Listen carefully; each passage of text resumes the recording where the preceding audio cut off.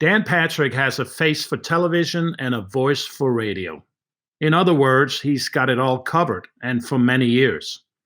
Dan and I have journeyed through our careers in a parallel universe, one on the field playing and the other covering and providing commentary on that journey.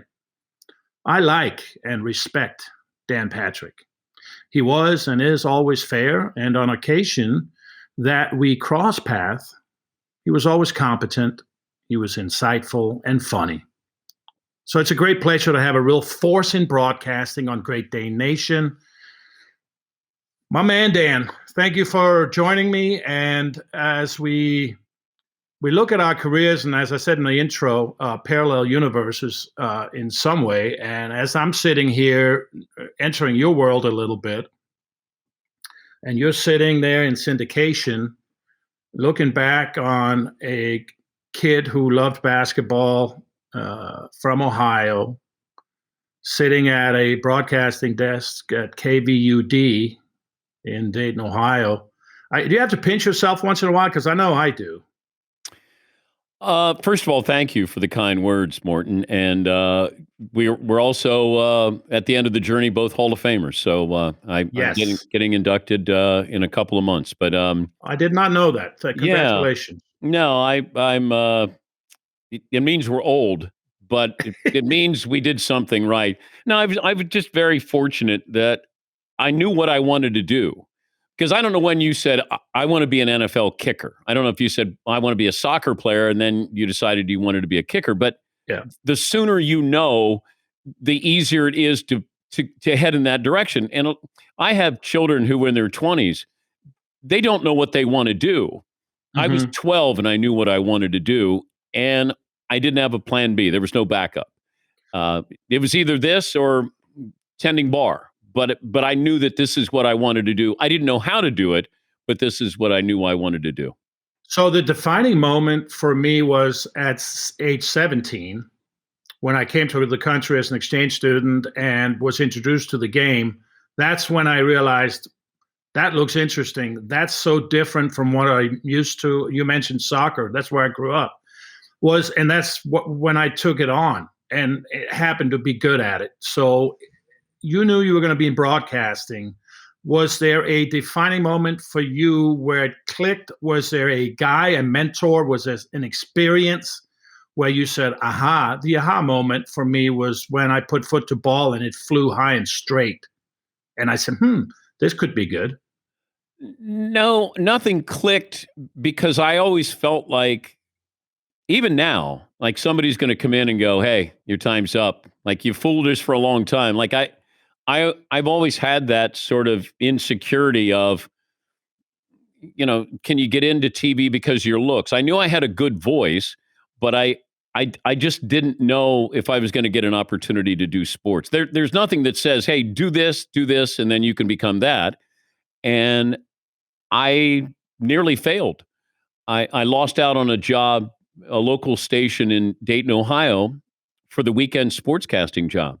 Even the guy who got the job said I deserved the job, but he was better looking. And in my mind, I couldn't process that. I kept thinking, but wait, I know more sports. I would be better at this. The news director knew that Ken was a better looking guy than I was. And that's when I thought, gosh, I'm going to be doing radio the rest of my life. And I nearly quit. I just thought I'm not going to get into sports. And that's when I went to CNN to visit a friend, and I got hired to do headline sports. So I wasn't on camera. I was just doing headline sports. So in my mind, I'm thinking I'm not good looking enough to be on TV, but I have a good enough voice to be able to do it. And really, that's how I kind of set out, to carve a path in this goofy business. It's a risky business for sure. And it's in many cases temporary, just like the NFL was, and is. But what you were able to do and parlay from CNN was an unbelievable run at ESPN. You got there when the network was 10 years old. And I had Chris Berman on about 6 months ago, and he told me about the early years when they were basically doing it out of the back of a garage with one camera, maybe two cameras max. And now it's a huge machine. What when you got to ESPN, and of course you were paired with Keith Olbermann on SportsCenter, at the big show, and loved that show, by the way, and it was very successful. But take me back to your first impressions of the place when you first arrived at ESPN. It was where I wanted to be. I remember sitting in my off-campus house at the University of Dayton when ESPN first came on, and I said to the guys in my house, we had to decide if we wanted heat or cable. And we opted for cable. And so we would have sleeping bags that we would get in the sleeping bags to watch TV in the living room. And I remember saying to the guys that I live with, that's my job. Like, that's it. And I didn't know how to get there. I had no idea, but I just thought 24 hours sports. And I wrote a letter. I sent a tape to Bob Lee, and I rented out equipment, and I videotaped myself doing 5 minutes of sports where I'm just ad-libbing. And I sent it to Bob Lee, one of the founding fathers of ESPN. And I said, hey, could you critique this for me? And he did. He wrote me a full-page letter critiquing me, saying, you're not ready now, but maybe in a couple of years. And then fast forward to a couple of years, and I'm sitting next to Bob Lee on the SportsCenter set. It's crazy. There's luck. There's fate. But I always tell my broadcast students, be ready when your name is called. What was there a thing that Bob Lee told you specifically that you recall? He said you weren't ready. What did he mean by that, do you think? And did he explain that in the letter? I think he was just talking about being more polished, even looking more polished. Yeah. And presenting yourself in a way that maybe I didn't understand. I think I was doing it in a way to say, hey, I know sports and I can ad-lib sports. And I think I was doing it more in a radio form than TV. And I think that what he was saying is focus on the camera. When you deliver to the camera, not deliver the information, it's delivered to the camera. And that was foreign to me because I had not done that. But once I understood, then I at least had an idea of what I needed to do. And that I in my mind, I'm so naive, Morten. I'm thinking I'm not that far away from getting on SportsCenter. And I was a million miles away from getting on SportsCenter, if not further. But I was not going to be told no. I guess I was just too naive or too stupid to listen to people who said, maybe you should just continue to do radio. To your point, when I talked to Chris Berman about the early years and what he felt about it, it resonates a little bit what you're saying. He said, don't talk at the audience. Talk through the cameras to the audience as if they're sitting next to you and having a conversation. Is that accurate? Maybe that's what Bob Lee was referring to? Well, I spoke to the cameraman. Whenever I did a show, and then if you open the show and then there's two of you there, and then you go to a single shot, that cameraman is who I was talking to every night. Yeah. And then his or her reaction kind of told me if I was doing my job, if somebody laughed, if somebody was serious. So I had an audience of one, but I also, whoever I was co-anchoring with, that was an audience as well, because they would react. I never wanted to share my script with Keith Olbermann and vice versa. We wanted to surprise each other each night.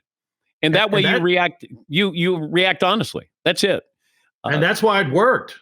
I think that's why it worked. So you kind of answered my next question. At what point did you know that relationship with Keith was special and that thing was going to scale? Because clearly the chemistry between the two of you worked.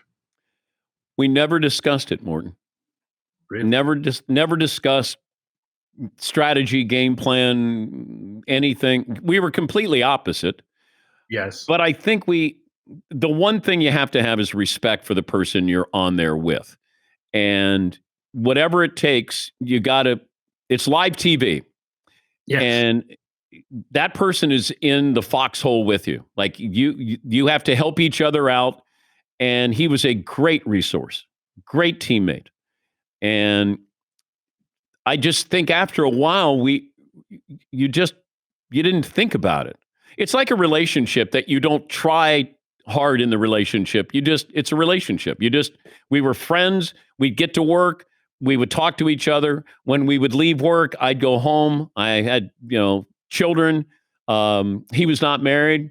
And so we were completely different in how we lived our lives. But we got there and we then had to do the same thing that night. And we were on a parallel path, pretty much every night we got on there.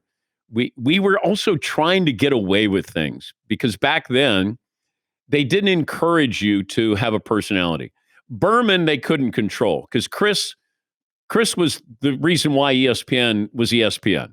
Yeah. Without Chris, there is no ESPN. But they didn't want anybody else to be like that because they couldn't control Chris. He was that popular. And I remember we thought it's 11 o'clock at night. Are the bosses up even listening, watching?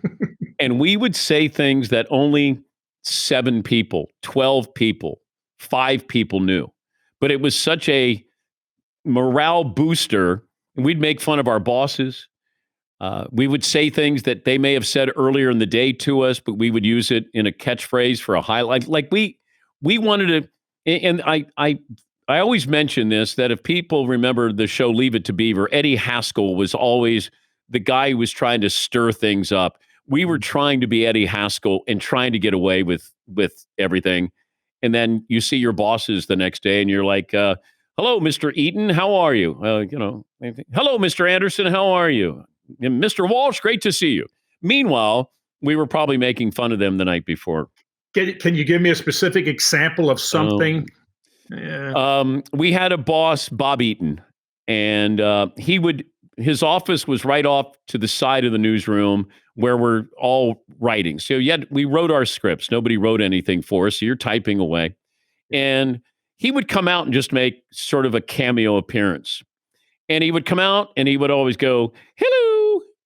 And so one night, a ball went through Jerry Dubzinski's legs. He was a shortstop for the Cleveland Indians. And Oberman goes, hello. And I thought it was brilliant because it was so quick. It was so inside. Yeah. And anybody who's watching the highlight is not going to go. No, don't know. Like, what does that mean? It's like, hello. And it went right through his legs. And so we just started, if we could incorporate something, we did it. And it was fun because it felt like you were getting away with something. I love that. What was it like? You guys were wildly successful. Clearly the biggest show on ESPN. So you go from an average Joe really to, somebody who, is being recognized now on the street, right? Yeah. So how weird was that? How out of body was that?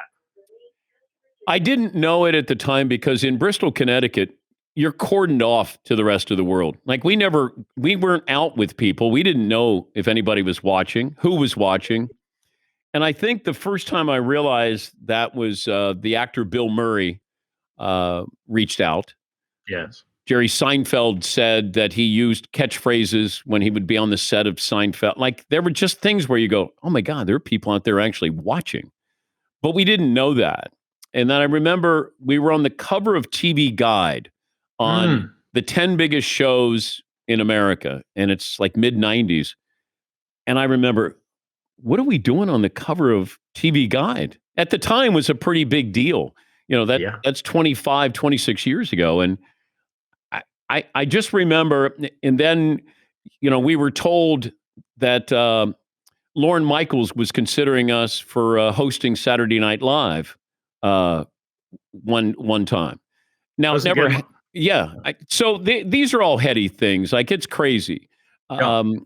I'm meeting people. I meet Adam Sandler. He starts putting me in movies. Hootie and the Blowfish has a music video. They put me in it. Brad Paisley puts me and I'm just thinking, it wasn't long ago that I didn't even know if I was going to continue this path, if I was going to be able to be a sportscaster. And here I am, my dream is realized. And even now, I'm very fortunate every single day. I mean, I work with great people. I get to do this for a living. 3 hours a day. I get to do this for a living. Not have to, I get to. And I still have that feeling every single day I come in. It's fun. I'm lucky. Do you have a special, specific story, event, or night that you look back on as your most memorable night of hosting SportsCenter? They have to do with death, believe it or not, Morten, Really? because the one that stands out was when Mickey Mantle died. And Keith is such a baseball historian, and my dad loved Mickey Mantle. So part of me saw my dad die again because it's Mickey Mantle, and Keith and I lobbied with the producer and said, we got to do the first 15 minutes on Mickey Mantle dying. Like, we have to, those who knew Mickey Mantle, those who didn't, we have to explain to them what he meant. Yeah. And they gave us 15 minutes to be able to do stories, an obituary on Mickey Mantle. And I was so proud that, because we were known as, hey, you guys had that shtick, you do highlights. And we were more than that. Well, at least we aspired to, break stories, be good writers. And I was so proud of Keith because he gave such a beautiful obituary of Mickey Mantle.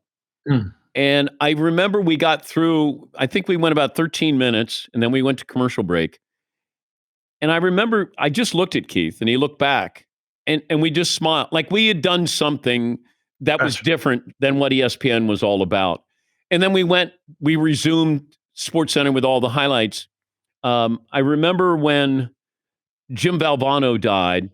Yes. And he had told me, like, I purposely did not get to know Jim in the last 6 months. I knew he had cancer, and I had lost my dad, and I didn't want to go through it again. I didn't want to get attached to Jim, and he was so much fun to be around. And I remember the last day he was there at SportsCenter, I can tell you where he was seated. And I walked up to him and I said, hey, I probably kept my distance from you. And he didn't realize it. And I said, but I did it on purpose. I said, my dad died. And he goes, how long did they tell him he had to live? And I go, 6 months. How long did he live? And I go, 6 months. And he was crestfallen. Like, you could see it. Like, he knew his days were numbered. He just didn't know how many. And he said, will you do me a favor? When I die, put a good picture over your shoulder of me. Like have a good, like a picture of me smiling, okay? You promise? I said, I promise. It was. And when the news happened, I told the producer, I said, look, I need a great picture of Jimmy V over my shoulder. So those were the kind of moments where they're not easy. No. But that's where you connect with an audience, where they realize, you're holding back tears. Tom Mees, when Tom Mees drowned, the former, co-anchor there. And I'd just gotten to know him. And got that news. And that's a tough night too, because you're just going, how do I put this into, like, somebody I work with just died. How do you put that into words? And Stuart Scott. Yeah. Stu, I remember flying up to the, and I was gone from ESPN at the time, and John Skipper was the president, and he said, look, you need to be there for Stewart's memorial. And I said, John, I'm in New York, and he goes, I'm going to get you a helicopter. So he got a helicopter from New York City, flew me up to Connecticut so I could be there for Stewart's memorial. And I had not been back in a long time. And, it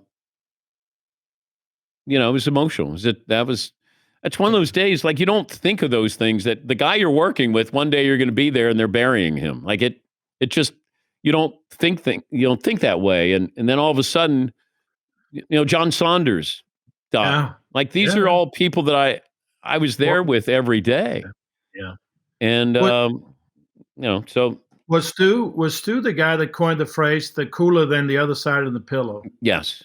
Because I remember he said that about me. I had a game-winning field goal, and I said, Dan, I said, man, I made it, because I watched SportsCenter, on Sunday night after the games, because you wanted to see if you, as a player, and I told Chris the same thing. You felt as a player, and I want you guys to know that. Yeah. You felt you had arrived if you were mentioned by, whether it was you or Keith or Chris or Stu.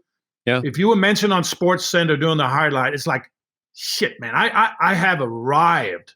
And when Stuart Scott said, and Morten Andersen for the game, whatever, 48-yarder left hash, cool as the other side of the pillow, I was like, oh, great. Number one, great phrase. Yes.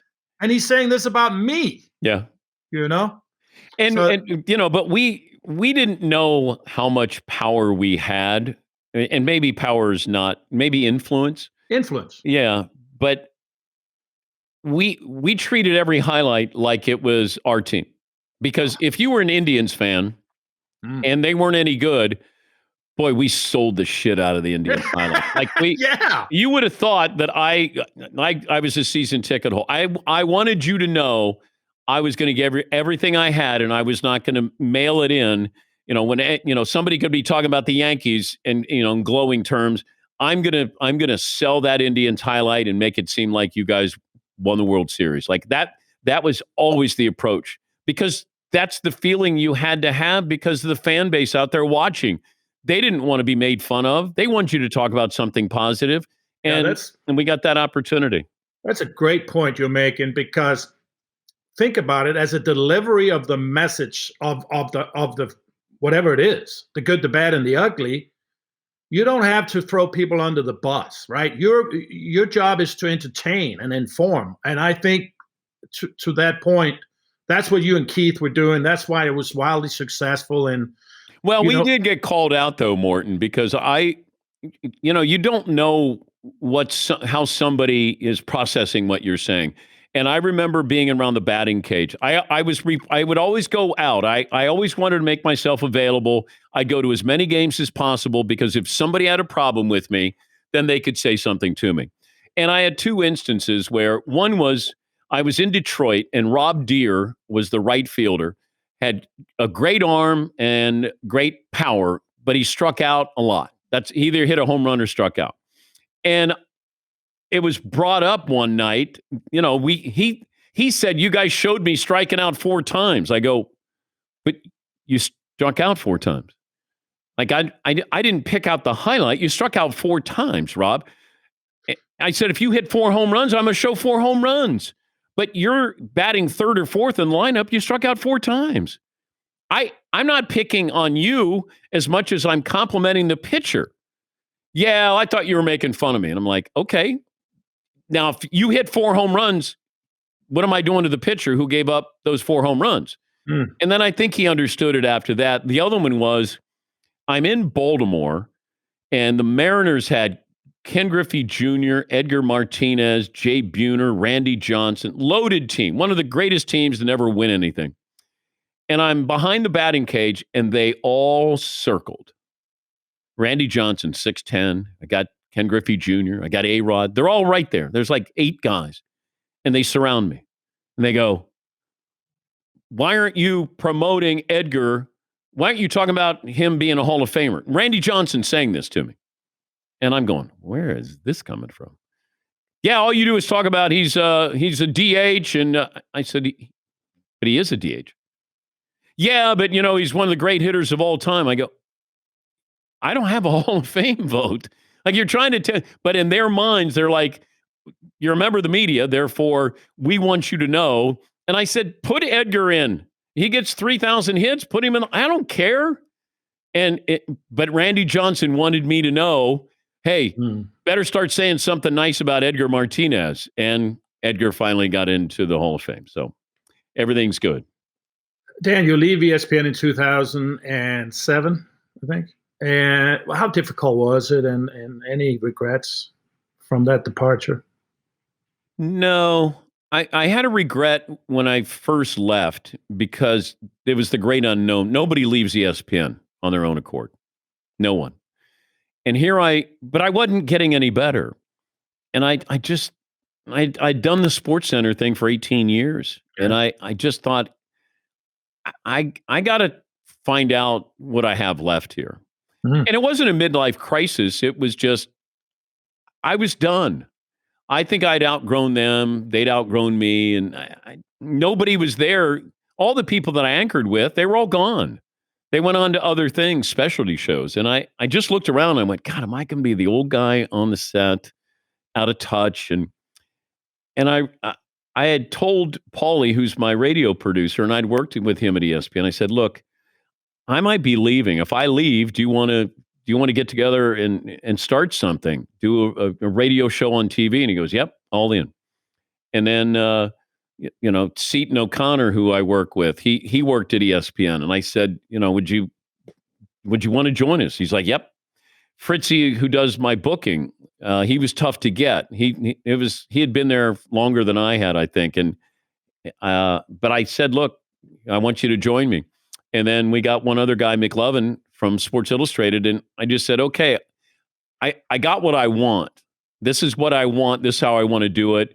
We had 11 cameras put in, and you're able to watch us during the commercial breaks. I wanted it to be almost voyeuristic, that you're watching a radio show on TV and seeing everything good, bad, and ugly. And these guys were all in because they had to be willing to make fun of themselves. And but it started with me. If I was willing to make fun of myself, and I just now everybody wants to try to do this, but that's not why I did it. I just did it because I sort of needed that last chapter of what am I doing, and can I do something that's different while kind of finding my own voice, and really that's kind of what it was. And I wanted to be at home because I was working second shift for 15 years. And I have 4 kids. Yeah. And my wife said it to me when I went up, I was going to sign a new 5-year deal. And I remember I'm at the breakfast table and my wife, she knew that they give you more money, but they give you more things to do. And I wasn't around. And I think my son at the time was 15, and my daughters were 9 through 12. Yeah. And my wife said, they're all going to be out of the house. They're all going to be grown up when you're done with this. Yeah. And I go, no, I'll be around. And I drove 55 minutes is how long it took to drive to work. And I got up there, and I went into the building, up to the second floor to see one of my bosses. And I walked by his secretary, Danielle, went into his office, and he said, all right, what is it? Take it or leave it. And I just something about it. I just went, I'm going to leave it. And he didn't even hear me. And I thought of my wife at that moment of, God, what am I doing? How selfish am I? And I had to be selfish to get to a certain point, but I didn't need to be selfish the rest of my career. And I was thinking to myself, like, yeah, I SportsCenter 5 more years. Right. And I walked out that door and I was like a mess. And I remember calling my wife and said, hey, coming home. She goes, okay. I said, no, I'm coming home. She goes, okay. I said, hon, I'm quitting ESPN. She goes, we'll sell the house if we have to. That's when it hits you where somebody has perspective and I did not. Like, she was the smart one in the room to say, yeah, come home. Like, that's the most important part. We don't care that you're on SportsCenter, but we care that you're at home. And, then the reality set in as I drive home. So I have to pack up everything. And I've got like 50 ties that I put in the back of the car. I'm driving home, car's packed. And I pull up in the driveway. And my youngest daughter is out there, Molly. She's like, and I think my wife has sent her out. Like, this is the greeting party, coming home. This is awesome. My wife, look at her, what she did. And so my daughter's out there in the driveway. And she goes, hey, Dad. I said, hey, Mo. Should I be honest with you? I said, yeah. No, I'm thinking, here it is. This is going to be so beautiful. Yes. Even if it hurts your feelings. I'm thinking, how could she hurt my feelings by telling me she loves me and I'm coming home? Are you sure? I said, yes, Molly, say whatever you want. She goes, you got a booger in your nose, Dad. Turned around and walked in the house. Oh, it's the And best. I walked in. I go, did you send her out? No, she got a timeout from dinner. We sent her outside. And I walked in, and I remember my kids were around the table, and they didn't know how to react because they thought I got fired. And I remember my son goes, is this a good thing? And I said, it's a great thing. And they started banging on the table as loud as they could. Yeah. And then, of course, 6 weeks later, I'm sitting on the porch by myself. Everybody's gone. And I'm going, I just made the biggest mistake of my life. But, I quickly, because we did the show in my attic, out of the house. My guys came in every morning and they'd go up to the third floor. My wife would have breakfast there for the kids, bathrobe, getting them out the door. And my guys would come in there and it made us closer. I mean, we were in it together. I said, it's just us. And, I was lucky because I have a great team. That's great. You and the Danettes, right? Yep. So, yep. And you see my studio. This is in my office in my house, brother. So I can relate. And I'm certainly not trying to be the next Dan Patrick. But I'll tell you, it's really, really fun to be able to ask the questions finally when I've spent 30 years answering them. And it's a skill set that is an acquired taste, and it takes experience. So I hope I'm not completely failing that mission, Dan. No, and I always tell people, if they want advice, I give advice. Because people do it, people can be successful. Give me some advice. Ask short questions. Ask questions that are open-ended. Yeah. So if I just say, what did it feel like when you kicked the perfect kick? Not, what did it feel like to kick the perfect kick? Because I've tried it before and Yep. I want to hit you with a punch. I like that. What did it feel like when you kicked the perfect kick? Boom. Then you tell me, and I could say, hitters will talk about hitting a baseball and it feels like nothing. All right, let me try it. Okay. Dan, what did it feel like when the red light came on at ESPN and you went live? I didn't even see the red light.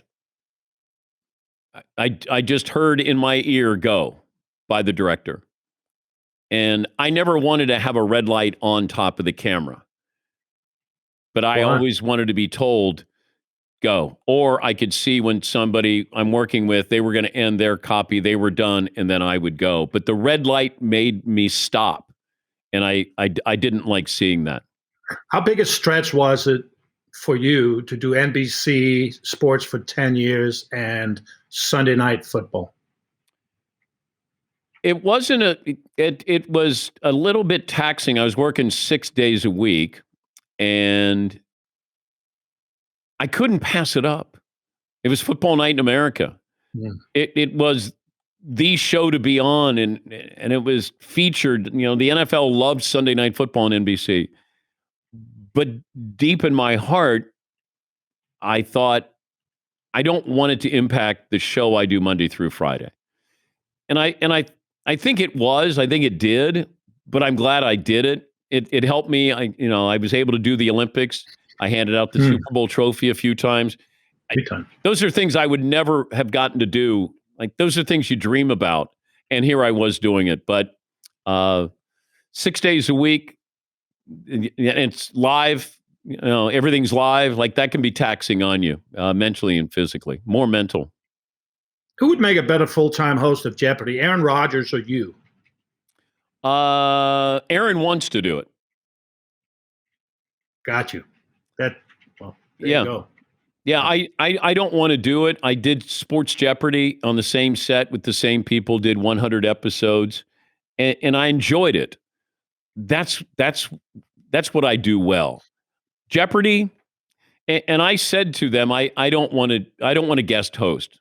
If you're considering me, I don't want to because I don't need a victory tour, and I don't want to take away any reps from somebody who might really want that job. And not that everybody had the same motives, but Aaron, I think would like to do it, but that's not something I don't want to be. I don't want to leave my family for that amount of time. Like I know it's a wonderful job. I have a great job. I don't need another job. And as much as I respect Alex and what he did, a true professional, spent time with him, that's I'm not the right person for that job. You've interviewed Aaron Rodgers many times. What you read on this whole thing and how that plays out over the course of the summer that's going on in Green Bay with Aaron Rodgers? I don't know. I truly don't, because I've been around Aaron since he got in the league, but I don't know him. And he's one of those guys that I don't think you really know him. I think he's very bright. I don't think he does anything by accident. I think he's got an agenda. I just don't know what the end game is with this. Does he truly want out? His best chance to win a Super Bowl is probably there, not in Denver, not with the Raiders. What control is he going to have if he goes someplace? Is this reparable? Can you somehow say, I didn't get along with all my bosses at ESPN, but I just avoided my bosses I didn't like, and you still show up and do your job? I think Aaron got embarrassed on draft night a year ago. You trade up and you don't even tell him you're going to take a quarterback. So are there other small things in there? Yes, they start to add up. And I think he just got to the point where it's like, what's going on here? Like, just help me out. Let me understand, Yes. No contract extension. Yeah. And then you're going to draft my successor without even telling me that you're going to draft my successor. Yeah. So I don't know, but I'm guessing that Aaron Rodgers, when it's all said and done, is probably going to be telling people, this is what I wanted to do, and how it played out is what I want. I don't know. He's stubborn. He's extremely bright. So I guess he's got a game plan here. What if you're the owner of an NFL franchise? Which young quarterback not named Patrick Mahomes would you want to start a franchise with tomorrow? You cannot pick Mahomes. I would do Trevor Lawrence. Why? Well, I've got him on his first year of his contract, and I love that I don't have to give him by that, in 5 years, he's going to get, what kind of contract's he going to get if he continues the ascension that we think he's going to have? But have 5 years with that salary, with that talent, and I can build around him. Okay. I would say Trevor. And it's really based off of that, Morten. Now with these quarterbacks, I got to get somebody who doesn't cost me a lot. The more money you're spending, the less chance you have of winning a Super Bowl. Brady was never exorbitant. He was always team friendly. Yes. But once you start to make that 35, 38, 40, $42 million, it's got to come out of somebody's pocket, and you're going to be losing some of these players. And I think that's part of the genius of what Brady did is he knew it's the same thing Michael Jordan did. There was a time when I think Jordan was the 5th or 6th highest paid player on the Bulls. Yeah. But the money was spread around so he could bring in Tony Kukoc. He could have Dennis Rodman. He could keep Scottie Pippen. The reason why we talk about Jordan is he won titles. If he made all this money, didn't win any titles, but was a scoring champ, he would not be the greatest player of all time. Brady's the greatest player because he's won all these Super Bowls. Understanding the team, the team portion of this should not be lost on players, when it comes to greatness. What kind of success will Urban Meyer have down there in Jacksonville, in your opinion? I just don't know health-wise how he's able to do this. That if he had health issues, when 95% of the time when he took the field at Ohio State and Florida, he had the better team. Now you're in Jacksonville, and it's probably going to be 15% of the time you take the field when you have the best team for the first couple of years. Losing will eat you up. And for somebody who's won all this and is used to winning, and now all of a sudden you're going to see guys who aren't the best players on the field. And I just wonder if he'll be there in 5 years. Hopefully, health-wise, he'll be able to be there, but I don't know about that losing those first couple of years, and they're probably going to be losing, double-digit games, or at least 8, 9, 10, something like that. Dan, let me end with a quick rundown on a name game, and whatever comes to mind when I throw a name at you, it can be a word, a sentence, whatever you want to go. Keith Olbermann. Great teammate. Stuart Scott. Trendsetter. Tony Dungy.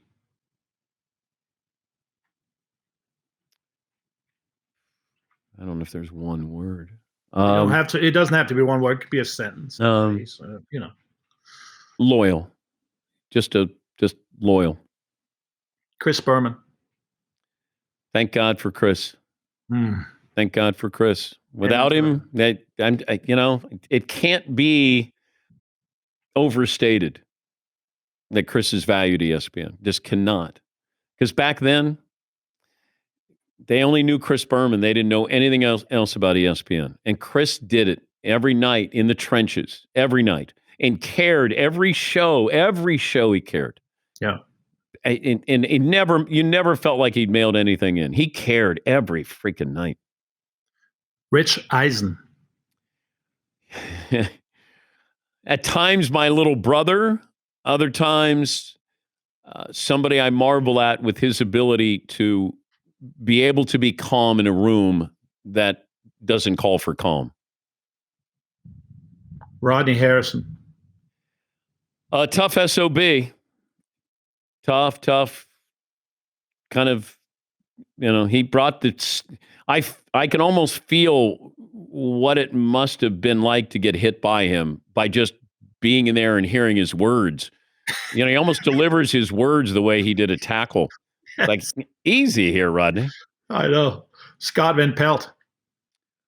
One of my favorites. I think he's truly a good person. Like, just good sense of humor. He's very smart, and he reads the room, and he's done an amazing job. It took a long time. I recruited him from the Golf Channel. I just thought he had so much potential, and I couldn't get him out of Orlando.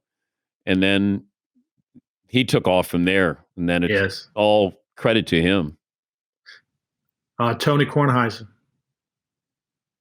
I think he and Michael have had as much of an impact broadcasting as any two people. Keith and I had a run of over 5 years, but Tony and Mike have done this for 2 decades, and they've done it in a professional way where they're not trolling the audience.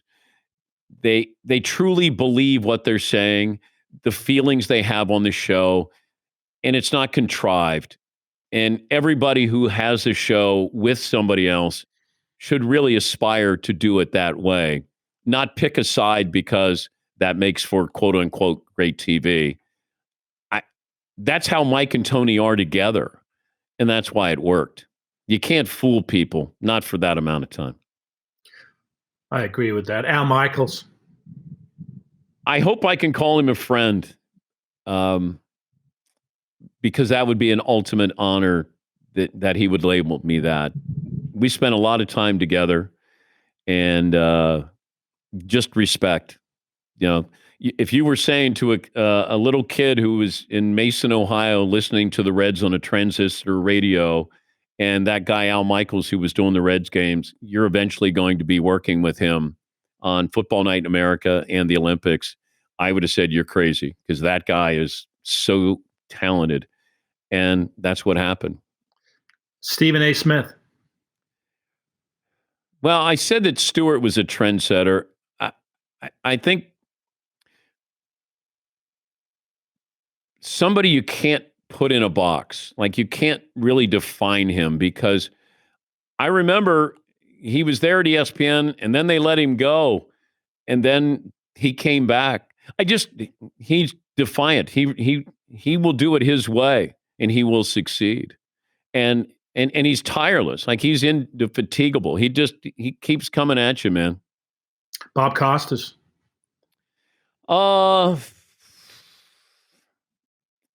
I don't think there's anybody even close in this business who's done it better. Wow. Like the polish, Mhm. the ease, his ability to write, to speak, and it can be on a variety of topics with a variety of people. And it's really, really, really rare if you ever go, you forgot that Bob was doing something. If it was hosting, if it was, doing play-by-play, like, when Bob is doing something. And we call him Big Show Bob because it's the big show. There was always a big show. Bob was doing it. Yes. And, great admiration. I always had somebody that I knew I couldn't be, but that didn't stop me from wanting to emulate what I was seeing. I like that. Chris Collinsworth. Well, that's another guy that you go, I was covering the Bengals on weekends when I was first starting out, and the first guy I would go to after every single home game was Chris Collinsworth because he was great with a quote. And if you would have said at the time, that guy who hasn't taken his eye black off after getting out of the shower was going to be one of the greatest analysts we've ever had in football, I would have thought, he's got a gift of gab, but I don't know if he's going to be one of the best. And it turns out that's what Chris has been. Robin Roberts. Just class. That's a classy woman. Yeah, she just, that whenever I was around her, she brightened the room. She's a great person, great soul, great heart. What's your legacy going to be, Dan? Is it going to be the Dan Patrick School of Broadcasting at Full Sail University in Florida? Or is it your children, or all of it? Well, I hope it's all of it, but, it's my children. The broadcasting school is wonderful to be able to help students who want to try to do this. And your degree is in sportscasting, one of the few places in America that you can get a bachelor's degree in sportscasting. Mm. And just to see when they start and when they graduate, but, you do that with your kids. You see them when they start and then when they graduate high school, graduate college. My son just got married. Like those, nothing compares to that. Nothing. I don't care what awards you win, nothing. The feeling that they can bring out in you is unmatched. Dan, while I have you in front of me, you're a top shelf guy who did it your way, who has earned you've earned it every step of the way. You've done it with class, you've done it consistently and with tenacity and with will. And you leave nothing in the tank. And I have nothing else in the tank for you, brother. I appreciate your time, and hope to see you down the road, man. I really appreciate you spending some time on Great Dane Nation with me. Thank you for the invitation. Means a lot, Morten, and been a long journey. I hope the journey continues to be long for both of us there. But thank you. I appreciate the opportunity.